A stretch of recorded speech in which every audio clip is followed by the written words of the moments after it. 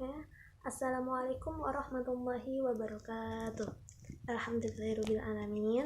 Kita masih diberikan kesempatan untuk dapat belajar bersama meski tidak dalam keadaan seperti biasanya, di mana kita tidak dapat bertatap muka dan tidak dapat berinteraksi secara langsung. Semoga materi kali ini dapat bermanfaat bagi kita semua. Amin. Pada kesempatan kali ini saya akan membahas materi tentang kepemimpinan. Langsung saja, kepemimpinan adalah proses interaksi saling mempengaruhi yang dilakukan oleh pemimpin dengan anggotanya untuk merealisasikan visi yang telah ditentukan sebelumnya. Ada beberapa poin penting dalam kepemimpinan. Di antaranya adalah pemimpin. Pemimpin adalah seorang yang memiliki kedudukan tertinggi dalam sebuah organisasi atau kelompok. Pemimpin ini memiliki hak, memiliki wewenang, juga memiliki tanggung jawab terhadap jalannya organisasi atau kelompok yang dipimpinnya. Selanjutnya ada proses mempengaruhi. Proses mempengaruhi adalah suatu tindakan untuk mempengaruhi orang lain, baik mempengaruhi pikiran, mempengaruhi sikap, maupun mempengaruhi keadaan dalam diri orang lain. Selanjutnya ada orang yang dipimpin. Orang yang dipimpin atau anggota adalah orang yang menempati kedudukan di bawah pemimpin. Mereka biasanya mendapatkan tugas dari pemimpin untuk melakukan sesuatu. Ada juga visi. Visi adalah harapan, tujuan, cita-cita, goal yang diinginkan oleh organisasi atau pemimpin itu sendiri yang perlu direalisasikan wujudnya, seperti itu. Selanjutnya, untuk menjadi seorang pemimpin, seseorang perlu memiliki beberapa karakteristik. Karakteristik tersebut diantaranya adalah memiliki motivasi dan rasa percaya diri. Seorang pemimpin harus memiliki motivasi dan juga rasa percaya diri. Karena ketika seorang pemimpin tidak memiliki kedua hal tersebut, maka tidak dapat dibayangkan bagaimana jalannya organisasi atau kelompok yang dipimpinnya. Selain itu, seorang pemimpin harus memiliki kecerdasan intelektual dan emosional. Seorang pemimpin juga perlu memiliki kematangan dan kestabilan emosional. Seorang pemimpin juga perlu memiliki loyalitas, memiliki energi yang mumpuni untuk melakukan kegiatan kepemimpinannya.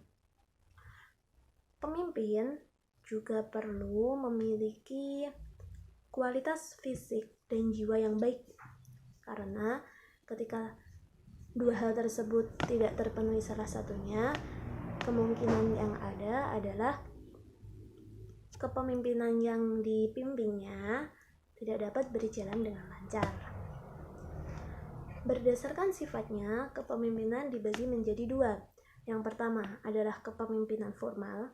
Kepemimpinan formal ini biasanya terikat dengan hukum dan memiliki struktur organisasi yang jelas.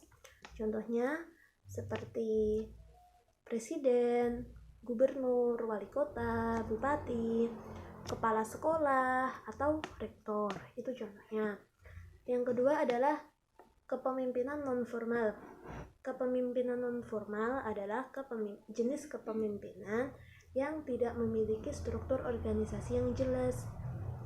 Pemimpin dalam kepemimpinan non-formal ini biasanya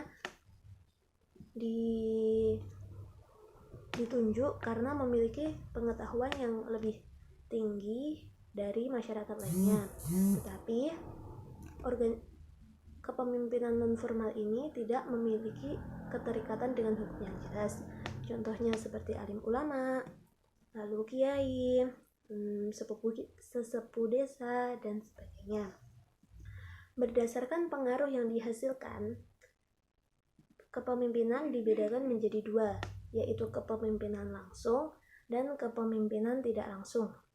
Kepemimpinan langsung adalah kepemimpinan yang di mana pemimpinnya memberikan tugas langsung kepada bawahannya. Seperti contoh, seorang jenderal perang memberi titah langsung kepada prajurit untuk berperang. Dalam kepemimpinan tidak langsung, contohnya adalah seorang presiden memberikan mandat kepada masyarakat untuk melaksanakan upacara bendera, katakan seperti itu. Presiden tersebut mengeluarkan perintah, namun dilibatkan beberapa orang terlebih dahulu, tidak langsung diberikan kepada masyarakat. Seperti itu contohnya. Selanjutnya ada fungsi kepemimpinan.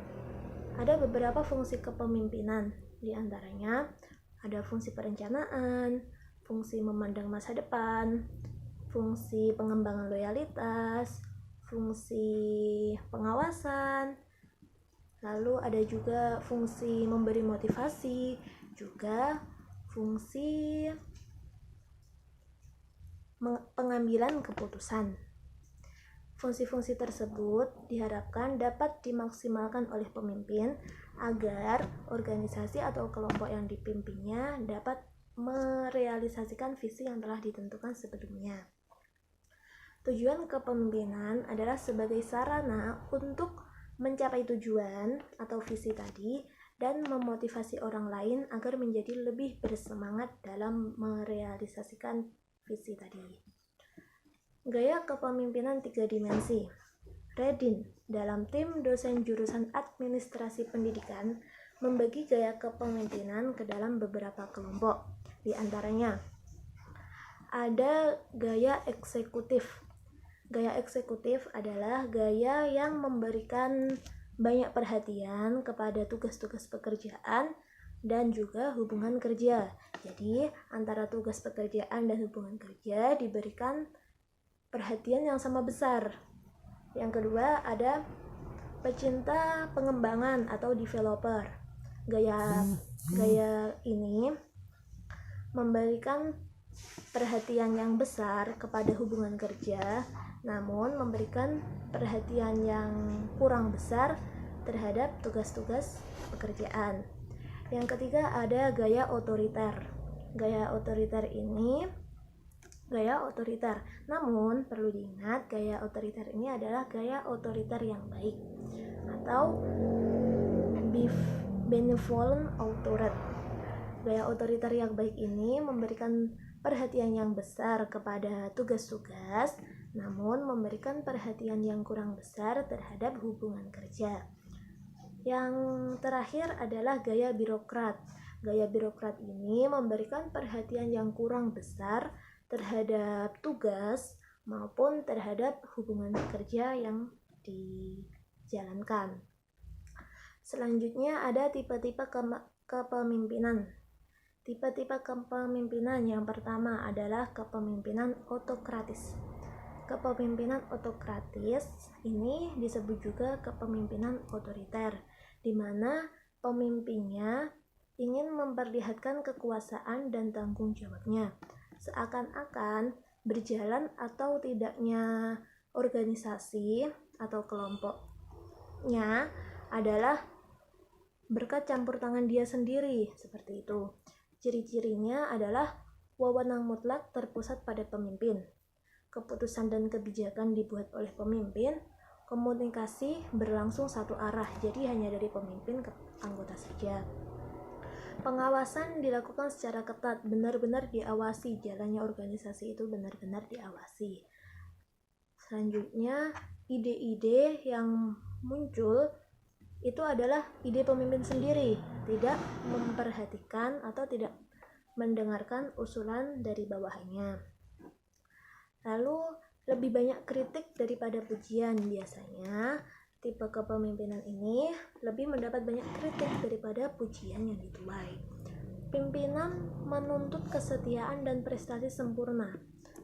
Pemimpinnya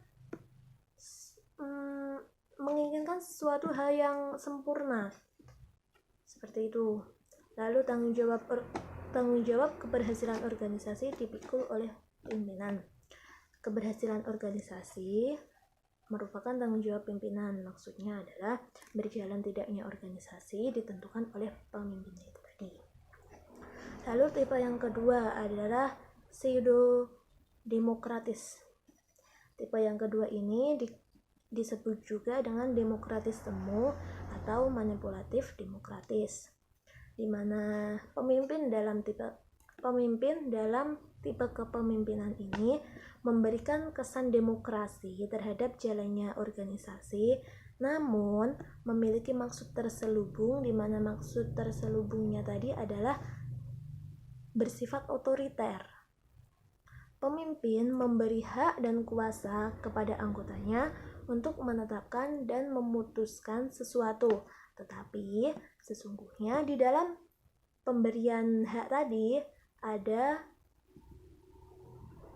sesuatu yang mengatur, yang pada akhirnya menjadikan bawahan harus memilih keputusan pemimpin itu sendiri. Tipe yang ketiga adalah kepemimpinan yang laissez-faire. Dalam tipe kepemimpinan ini, pemimpin tidak memberikan kepemimpinannya, tapi dia memberikan kebebasan kepada bawahannya dalam bertindak maupun berekspresi. Pemimpin ini memberikan kontrol dan koreksi terhadap pekerjaan bawahannya.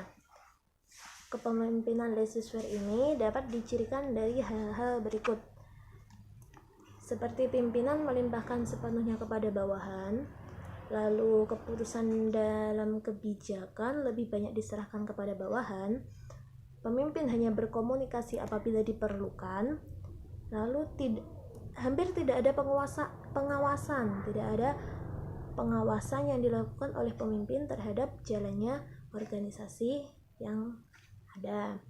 Lalu pemrakarsa atau pemunculan ide selalu dilakukan oleh bawahan.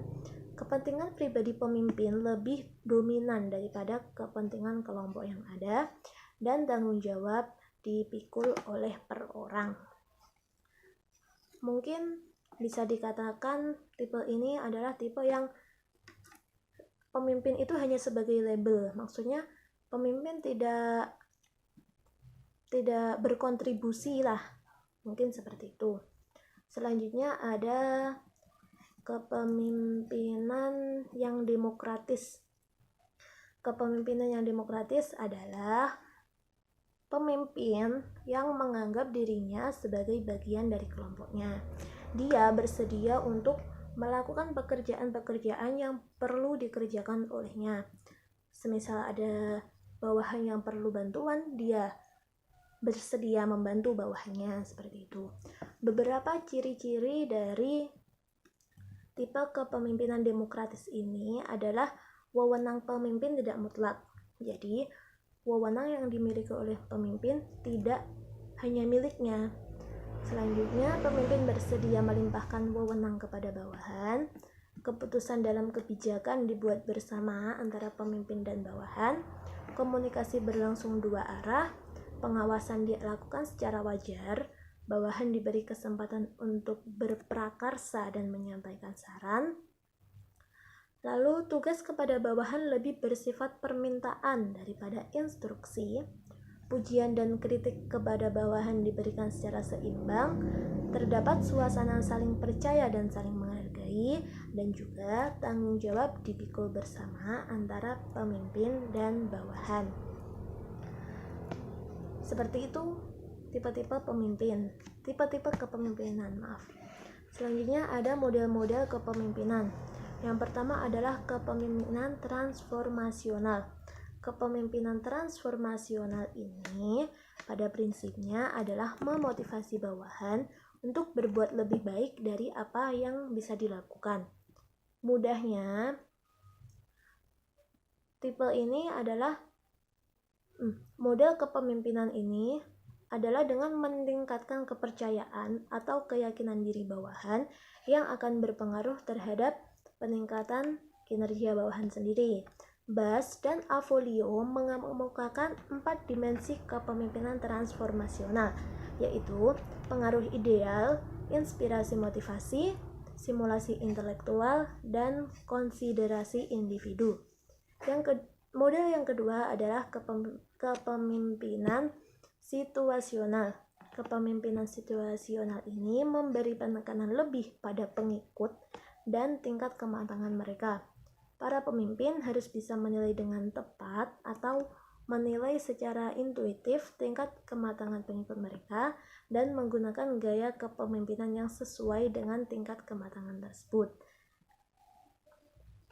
Yang dimaksud di sini adalah tentang kesiapan mereka baik secara psikologi maupun secara tugas. Dan yang ketiga adalah kepemimpinan visioner.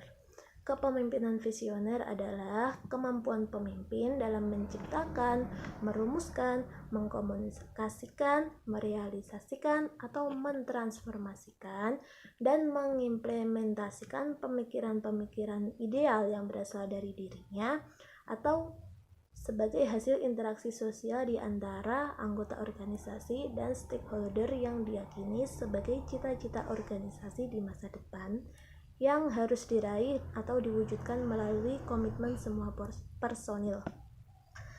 Modal yang ketiga ini adalah pemimpin yang dapat memberikan ide, merealisasikan, mewujudkan visi seperti itu. Lalu salah satu fenomena kepemimpinan yang ada adalah dalam salah satu kota terdapat seorang pemimpin yang bersedia untuk terjun langsung ke lapangan, terjun langsung ke lingkungan masyarakatnya. Dia tidak hanya duduk di bangkunya, tidak hanya duduk di kursinya saja, tetapi bersedia untuk memantau kegiatan masyarakatnya. Beliau bersedia turun ke kota, turun ke desa, ke kecamatan untuk memantau langsung apa yang sedang terjadi atau apa yang dilakukan oleh masyarakatnya. Seumpama saja ada orang-orang kurang mampu yang enggan untuk melapor seperti itu. Dan kegiatan dari pemimpin ini mendapat respon yang begitu positif dari masyarakatnya. Masyarakatnya merasa senang, masyarakat merasa terbantu. Juga masyarakat menjadi bahagia karena mereka secara tidak langsung merasa bahwa pemimpinnya memberikan perhatian kepada masyarakatnya, tidak hanya duduk di bangku dan menerima gaji dari negara seperti itu. Sekian dari saya. Kurang lebihnya saya mohon maaf yang sebesar-besarnya. Semoga dapat diambil pelajaran. Kritik sarannya saya tunggu. Wassalamualaikum warahmatullahi wabarakatuh.